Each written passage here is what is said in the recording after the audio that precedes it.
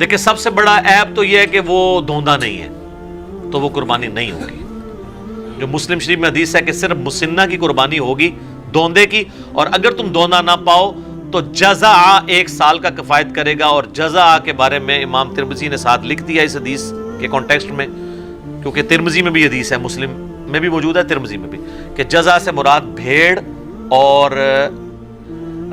دمبا یا مینڈا آتا ہے، بکری اس میں فال نہیں کرتی، نہ گائے اور اونٹ، تو دوندے کی قربانی ہوگی۔ یہ تو ہوگی ایک بیسک شرط۔ باقی جامع ترمذی، ابو داؤد، نسائی، ابن ماجہ میں کئی ایک احادیث ہیں جن میں نبی علیہ السلام نے فرمایا کہ کسی ایسے جانور کی قربانی نہ کرو جس کے کان کٹے ہوئے ہوں، سینگ ٹوٹا ہوا ہو، اس کے جسم پہ گوشت کم ہو، وہ لاغر ہو،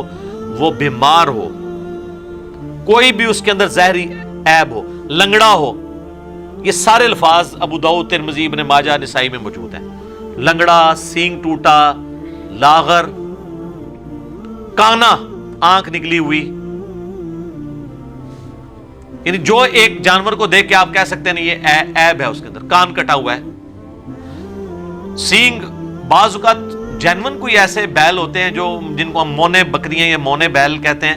جن کے وہ سینگ نہیں ہوتے ہیں، لیکن بعض اوقات ایسا بھی ہوتا ہے کہ ایک کا سینگ ٹوٹ گیا تو دوسرے کو وہ ریتی پھیر کے مونا کر لیتے ہیں۔ وہ ہم نے کسی ایکسپرٹ کو دکھانا ہے کہ یہ سینگ جو ہے یہ جینون مونا ہے یا یہ مونا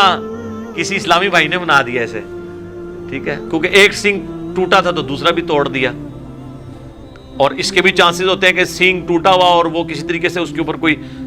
ایڈہیسو لگا کے وقتی طور پہ اس کو جوڑ دیا جائے۔ تو یہ جب آپ یہ سینگوں والی بھی کوئی بھی جانور آپ لیں نا تو اس کو ذرا زور سے پکڑ کے کھینچ لیا کریں، کیونکہ یہ بے شک ایلفی سے بھی جوڑا ہو نا وہ جھٹکا نہیں برداشت کرتی، الا یہ ہے کہ کوئی انجینئر ہو تو وہ اس میں کوئی پیچ فٹ کر دے تو ظاہر ہے وہ تو آپ جتنا 2 بندے بھی کھینچیں گے سینگ نہیں ٹوٹنے لگا، یہ پاسبل ہے۔ یہ جس طرح آپ کو پتا دانت ٹوٹ جائے نا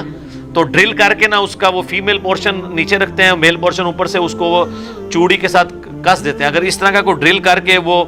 نیچے اس کے کوئی پھنسا دی جائے اس طریقے سے اس کا فیمیل پورشن اور اوپر سے سنگ میں وہ کر کے تو پھر تو ظاہر آپ کھینچیں گے بھی تو نہیں جائے گا۔ تو بہرحال اس میں تسلی کریں،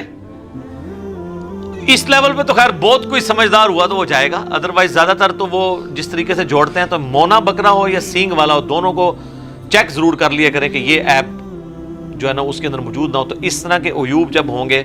کان کٹا ہوا ہوگا، کانا ہوگا، یا اس کی ٹانگ ٹوٹی ہوئی ہوگی، یا لاغر ہوگا، بیمار ہوگا،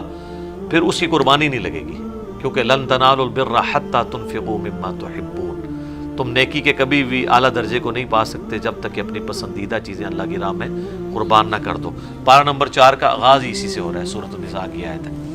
تو یہ جناب وہ عیوب ہے۔ اور عیب کے والے سے ایک چیز یہ بھی یاد رکھیے گا، اگر عیب جانور میں بعد میں پیدا ہوا ہے نا تو پھر اس کو عیب نہیں کہا جائے گا۔ مصنف عبدالرزاق کے اندر حدیث ہے کہ عبداللہ ابن زبیر نے ایک کانی اونٹنی دیکھی